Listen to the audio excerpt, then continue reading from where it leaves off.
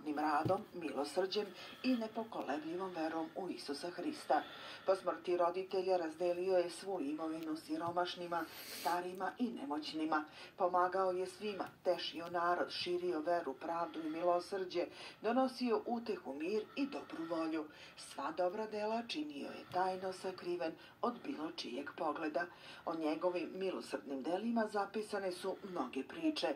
Smatra se zaštitnikom dece, učenih ljudi, trgovaca, mornara, putnika uopšte. Umro je na današnji dan 343. godine i sahranjen je u Sabornoj crkvi u Miri, gde je njegovo telo počivalo više od 6 vekova. Kada su Turci u 11. veku osvojili Likiju, mošti Svetog Nikole prenete su u Bari u Italiju. Srpski vladari Stefan Dečanski, kralj Milutin i drugi crkvu u kojoj se one nalaze bogato su darivali.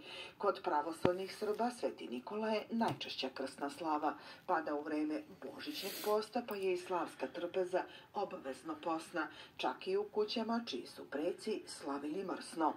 U narodu se veruje da Sveti Nikola noć uoči praznika, jašući na belom konju, obilazi decu koja su bila dobra u toku godine i deli poklone. I danas mnogi mališani čiste svoje cipele i stavljaju ih u prozore, očekujući dar od sveca. A veliki broj udruženja u Vojvodini